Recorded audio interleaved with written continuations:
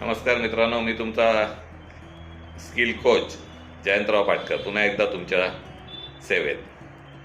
नोकरी करताना अनेक वेळा ती नोकरी अनुभवासाठी करावी असं सुरुवातीच्या काळात अनेक जण सुचवतात.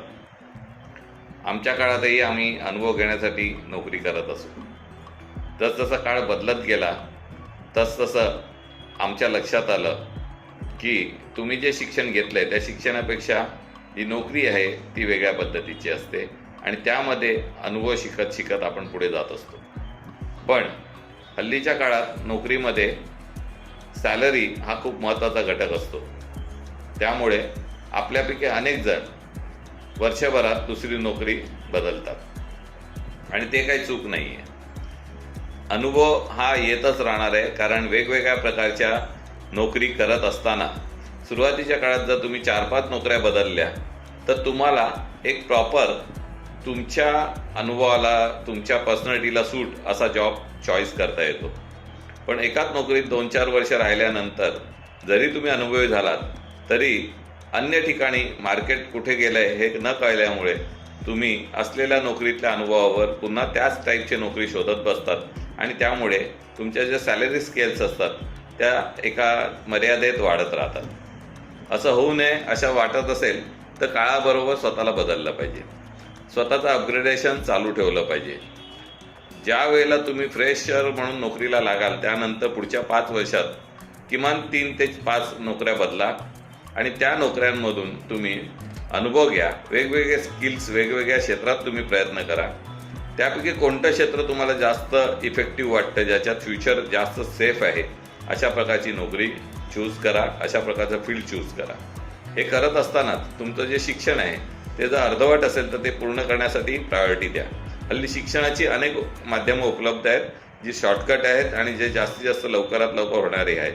अभ्यास करा, थोडासा प्रयत्न करा, कारण जो अभ्यास सुरुवातीच्या काळात कठीण वाटत असतो तो अनुभवानंतर मात्र सोपा वाटायला लागतो. तुमचा प्रयत्न असा राहिला पाहिजे की जास्तीत जास्त शिक्षण घेण्याचा तुम्ही प्रयत्न केला पाहिजे आणि तो शिक्षण घेत असतानाच काळानुरूप तुमच्या नोकऱ्यामध्ये बदल केला पाहिजे. तुमचा जो पगाराचा स्केल आहे तो 50,000 लाख रुपये कसा होईल यावर तुमचा फोकस असला पाहिजे. हे करत असताना भीती हा एक महत्त्वाचा घटक आहे जो तुम्हाला वारंवार प्रगती करायला किंवा बदल करायला अडवत असतो. तुम्ही बदल करण्याचा प्रयत्न करा. जर भीती वाटत असेल तरी एक प्रयत्न करा. त्यानंतर तुमच्या लक्षात येईल की तुम्ही घेतलेला निर्णय एक तर चुकीचा असेल किंवा बरोबर असेल. चुकला तर फ्रस्ट्रेट होऊ नका, चुकला तर नाराज होऊ नका, चुकला तर मागच्या इतिहासात रमू नका की मागचा निर्णय बरोबर होता आणि आता यावेळेला मी घेतलेला निर्णय चुकीचा आहे. प्रयत्न करा की तो निर्णय घेतल्यानंतर तुम्हाला जास्तीत जास्त प्रमाणात जे नुकसान झालं असेल त्याच्याकडे दुर्लक्ष करून जे फायदे झालेत त्यातला अनुभव मिळाला त्या अनुभवातून शिका आणि पुढे जा. जीवनात चढ उतार हे कायम असतात. आज आले आणि कायम राहिले नाही असं होणार नाही, किंवा आज जे चांगलं आहे ते उद्या राहीलच याची गॅरंटी नाही. त्यामुळे दर दिवशी काहीतरी नवीन शिकून नवीन काहीतरी आनंद घेण्याचा प्रयत्न करा. वेळेत लग्न, वेळेत संसार, वेळेत मुलं, वेळेत फ्युचर हे सगळं महत्त्वाचं असतं. हल्ली मुलांमध्ये 30 नंतर लग्न करण्याचा विचार असतो आणि त्यामुळे ते 30 नंतर जवळजवळ 35पर्यंत लग्नासाठी थांबून राहतात. हे थांबण्यामागे काही हेतूच नाही आहे. तुम्हाला एक नवीन मित्र भेटतोय, एक नवीन फॅमिली भेटते, एक नवीन पार्टनर भेटतोय. याच्याबरोबर जर तुम्हाला 30-35 नंतर जर एकत्र व्हायचं आहे तर मग तीच गोष्ट तुम्ही तरुणपणी का नाही करत? कारण तरुणपणी तुम्ही दोघं ॲड झालात तर 1+1=2 या फॉर्म्युलानुसार तुमच्यामध्ये उत्पन्नही डबल होईल, खर्चही डबल होतील, परंतु तुमच्याकडे उरलेली बॅलन्सही डबल होईल. हा बॅलन्स घेऊन तुम्ही इतर गोष्टी करू शकता. जसं व्यवसाय करू शकता, पार्ट टाईम व्यवसाय करू शकता, कुठे फिरायला जाऊ शकता, फॉरेन करू शकता, फॉरेन एज्युकेशन करू शकता. अनेक प्रकारच्या अनेक गोष्टी तुम्हाला एका सोबत दुसरा भेटल्यामुळे जास्तीत जास्त प्रमाणात शिकायला मिळेल, करायला मिळतील आणि हे करत असताना तुमच्यामधला बदल हा तुम्हाला फ्युचर दाखवेल. माझी तुम्हाला विनंती आहे की स्किल्स हे खूप महत्त्वाचं क्षेत्र पुढच्या काळात राहणार आहे. तुमचं तज्ज्ञता, तुमचं एक्सपर्टीज ह्याचाच विचार केला जाणार आहे आणि त्या दृष्टीने तुम्ही स्वतःला एक्सपर्ट बनवण्याचा प्रयत्न करा. वय मॅन्डेटरी नाही आहे. तुमचं वय काही असो, तुमच्यामध्ये हा जो बदल आहे तो कोणत्याही वर्षात तुम्ही करायला घ्या. मागे रमू नका. मी काल काय होतो यात रमू नका. उद्या काय व्हायचं ह्याच्यावर फोकस करा. उद्या खूप इम्पॉर्टंट आहे. अनेक जण कालमध्ये रमतात, अनेक जण कालच्या काळात राहतात, परंतु आता काळ बदलला आहे. काळाबरोबर आपल्यालाही आपले निर्णय बदलता आले पाहिजे.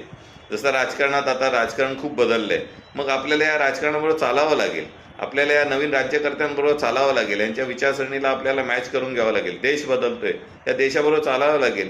पूर्वीच्या काळात 4 विमानतळं होती, आता 400 विमानतळं झाली. पुढच्या काळात ट्रान्सपोर्ट सिस्टीम बदलणार आहे, खर्चिक होणार आहे. मग ही खर्च निघण्यासाठी तुमचं उत्पन्न वाढलं पाहिजे. हे उत्पन्न कसं वाढेल? तर तुम्ही केलेल्या प्रयत्नानुसार. तुम्ही तिथेच थांबला, हळूहळू शिकत बसलात, नाही शिकत बसला, काही फायदा नाही.